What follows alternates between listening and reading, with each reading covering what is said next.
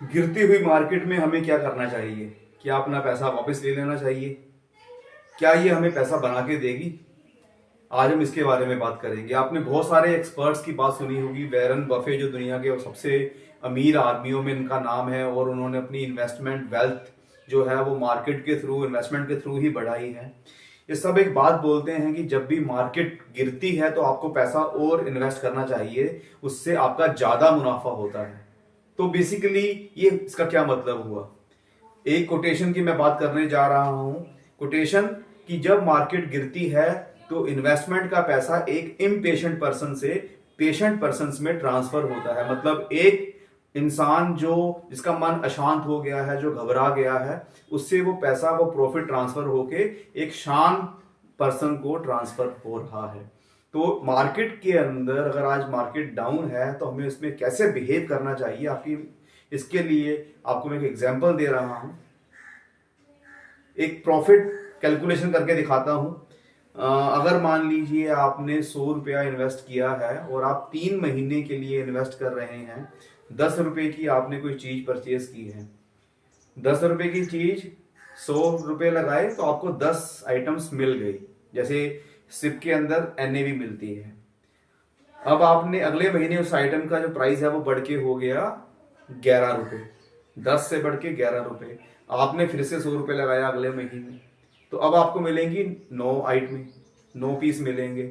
अगले महीने उसका प्राइस बढ़ गया 12 रुपए हो गया, अब आपको मिलेंगी 8 पीसीस। तो टोटल आपको 27.5 समथिंग आपको पीस मिलेंगे।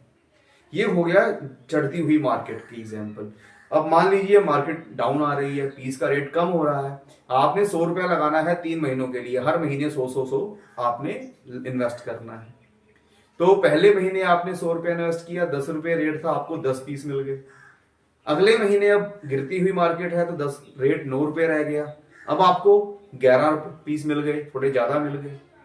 अब तीसरे महीने मार्केट 8 रुपए पे आ गई और डाउन आ गया रेट, तो अब आपको 12 पीस मिल गए।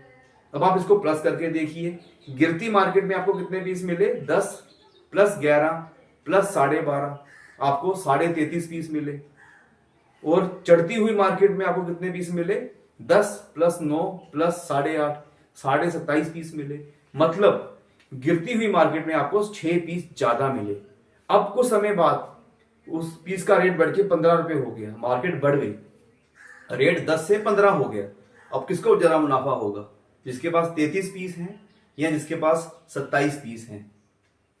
यही इसका मेन रहस्य है। हम लोगों को सिर्फ क्यों लगानी चाहिए गिरती हुई मार्केट के अंदर? गिरती हुई मार्केट में सिर्फ आपको कैसे पैसा बना के दे सकती है?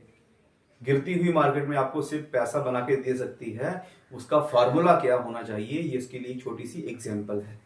तो मार्केट से घबराए नहीं, ये छोटी छोटी टेंशनें आती रहती हैं। ये करेक्शन और गिरना दो चीजें अलग अलग होती हैं। मार्केट करेक्ट हुई है मतलब जिस चीज का रेट बहुत बढ़ गया था वो थोड़ा सा सही हुआ है, दैट इज कॉल्ड करेक्शन। गिरने का मतलब हुआ कि यहाँ पे सब कुछ खत्म हो रहा है, अब ये टूट जाएगा, ये कंपनी फेल हो जाएगी। तो टूटना, गिरना और करेक्शन, इन दोनों में ये डिफरेंस है। तो जब भी मार्केट करेक्ट होती है तो आप अपना पैसा उसमें इन्वेस्ट कीजिए, कुछ और पैसा लगाइए, सिप को चलाइए, और सिप के अलावा कुछ एडिशन और कर सकते हैं तो अपने पैसे को ऐड कीजिए, ताकि आपका प्रॉफिट जो है वो आने वाले समय में ज्यादा हो।